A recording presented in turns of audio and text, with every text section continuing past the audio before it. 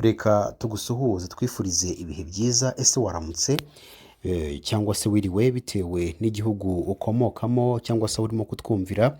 Reka tugushimire, ni ukuri uw'agaciro kuba uduha umwanya wawe ukadutega amatwi. Ugiye kumva byinshi biramutse bitangazwa haba mu gihugu cy'u Rwanda, yaba muri RDC, yaba mu Burundi. Rero wowe niba ujya mu kazi kawe, niba ubyuka ujya mu kazi gasanzwe, niba ukorera mu rugo, aho waba uri hose, saa 11:15 zuzuye uba ugomba kuza kureba koko niba twashyizeho videwo ya mu gitondo. Rero tutagutindiye, reka tukubwire ko tuguhaye ikaze kuri aya makuru twaguteguriye 5x5 hano ku rubuga rwacu rwa Burundi Yacu Updates. Rero wowe banza ukore subscribe kugira ngo dutangirane amakuru wamaze gukora subscribe. Hari ikibazo kirimo kiribazwa, ariko nanone turaza kugihuza n'amakuru arimo kuvugwa yabaye muri Congo, mu Burundi ndetse no mu Rwanda. Turaza kubihuza nanone n'iyi nkuru irimo kwibazwa ngo ese RDF yaba yaragize uruhare mu guhanahana imfungwa z'intambara hagati ya FDNB na M23. Ibi turaje tubigarukeho, turibaza tutese M23 yaba yarageze mu Burundi, ese byaba byaragenze gute, byaciye mu zihe nzira? Ayo makuru yose nandi twateguriye rero ni kano kanya. Wowe nta kintu tugusaba, kanda subscribe kugira ngo aya makuru ajye kugeraho mu bambere. Igisirikare cy'u Burundi na M23 mu kwezi gushize byahanye imfungwa z'intambara zibarirwa muri 20 kuri buri ruhande, mu gikorwa bivugwa ko cyagizwemo uruhare n'ingabo z'u Rwanda. Amakuru avuga ko guhaniza imfungwa byabereye ku mupaka wa Gisenyi Nemba uhuza Burundi n'u Rwanda ku wa gatanu tariki 25 Nyakanga 2025. Yaba RDF, M23 cyangwa igisirikare cy'u Burundi nta uragira icyo atangaza kuri iki gikorwa cyabaye. BBC icyakora ivuga ko ifite amakuru yuko hari amakuru yizewe yahawe yuko abasirikare b'u Burundi mbere yo gushyikirizwa igihugu cyabo, M23 yabanje kubashyikiriza ingabo z'u Rwanda mu gikorwa cyabereye ku mupaka uhuza Goma na Gisenyi, nazo zijya kubashyikiriza u Burundi ku mupaka wa Nemba nyuma yo guca i Kigali. Mu gutaha, abasirikare b'u Rwanda ngo nabo bagiye gutwara aba M23 nabo bari barekuwe n'ingabo z'u Burundi bashyikiriza uriya mutwe. Kuva muri 2023 umutwe wa 23 wagiye ufatira muri Kivu y'Amajyaruguru, by'umwihariko muri teritwari ya Masisi, abasirikare benshi b'u Burundi. Gusa igihe abawo bari bafitwe n'u Burundi ntihari hazwi igihe, nta nubwo bazi igihe bafatiwe. Rero abagiye bafatwa inshuro nyinshi bagiye batakamba basaba leta y'u Burundi, basaba ko yaganira na M23 bakabarekura. Gusa iyo ikavuga ko abavuga ko ari abasirikare ba kiriya gihugu ari abarwanyi b'umutwe wa Red Tabara, ni mu gihe u Burundi bumaze imyaka hafi 2 bufite muri RDC ingabo zirenga 10,000 zagiye kurwana ku ruhande rwa leta ya RDC imaze imyaka irenga 3 iri mu ntambara na M23. Usibye abafashwe, amakuru avuga ko hari n'abasirikare benshi b'abarundi bapfiriye mu ntambara zasize M23 yigaruriye ibice bitandukanye by'intara Kivu y'Amajyaruguru.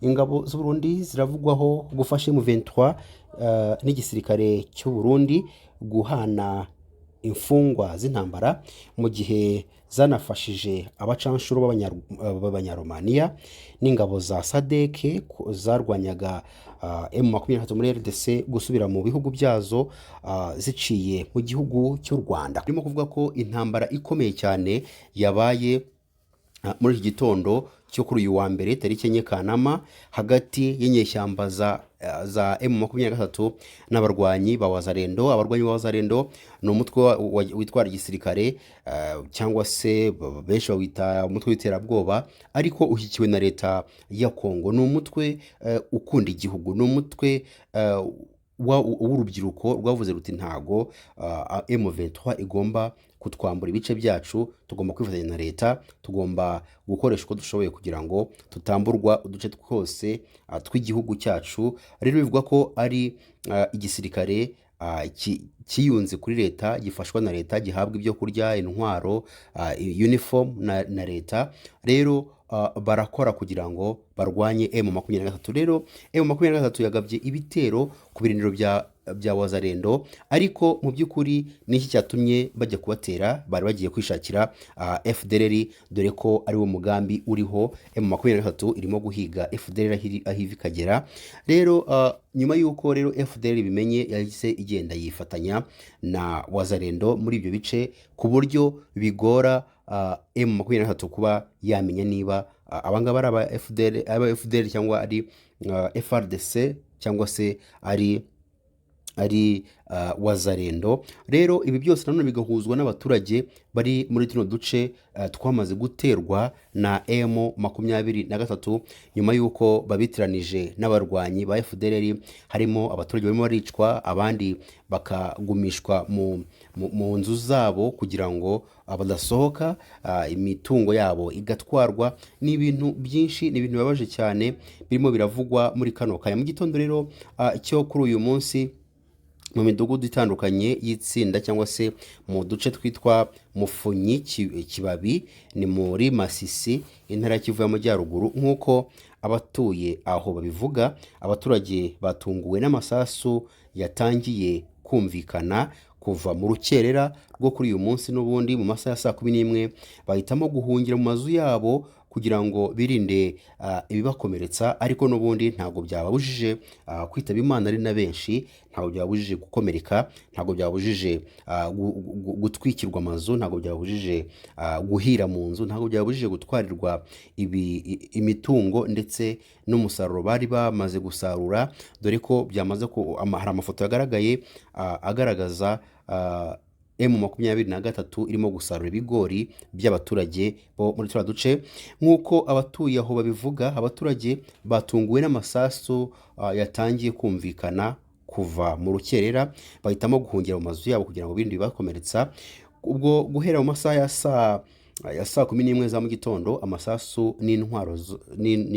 n'intwaro za rutura n'izoroheje zakomeje kumvikana mu midugudu ya Mufunyi, Kibabi, ni hafi y'umujyi wa Katoyi. Amakuru aturuka aho ngaho byabereye avuga ko inyeshyamba za M23 zagabye ibitero ku birindiro bya Wazalendo bo mu mutwe wa Padeko. Ni wenda reka tugenekereze mu Kinyarwanda, ni aba patriote b'intwari za Repubulika Iharanira Kwishyira Ukizana. Buri aba patriote twabita nk'abakunda igihugu. Rero ubwo ni mu mutwe, ni Wazalendo umutwe n'ubundi wa Pareko mu Kinyarwanda, mu magambo arambuye. N'ubundi ni ibingibi nari mvuze haruguru, mu midugudu ya Katovu, Karoba, Mungoti ndetse na Katunda. Aha hose niho uyu mutwe niho babateye. Birumvikana M23 yateye Wazalendo. Abaturage rero batunguwe no kumva ibisasu biremereye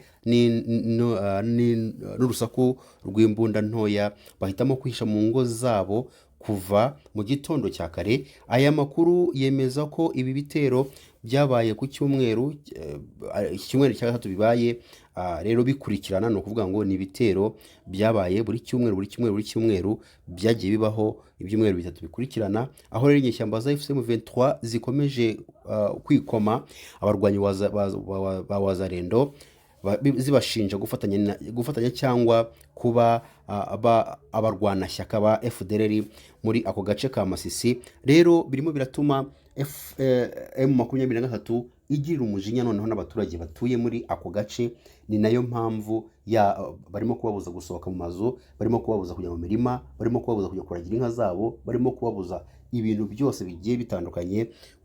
Bigaragara ko n'ubundi yamaze kubafatira umwanzuro. Ikindi cya kabiri, abaturage baho inzira bamaze kubicira mu mazu, ntago bakibasha no kuvuga, bitewe n'uko icya mbere twababwiye haruguru ko abasirikare ba M23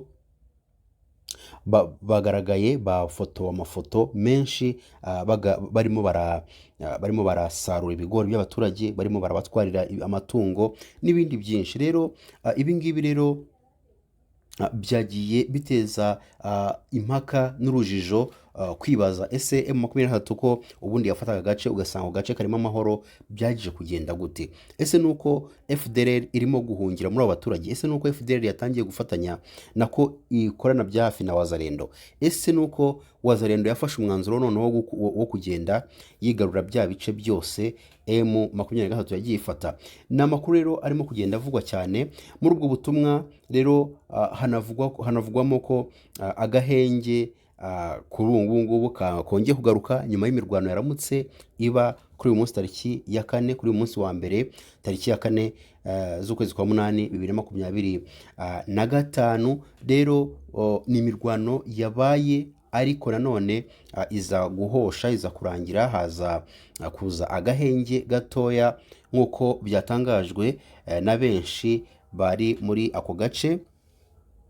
Rero nyuma y'imirwano yabaye nijoro na mu gitondo cya kare mu rukerera muri uyu mudugudu wa Karembe mu itsinda rya Bashari Mukoto ku mupaka uhuza Masisi ndetse na Warikare, nk'uko bivugwa n'abaturage baho.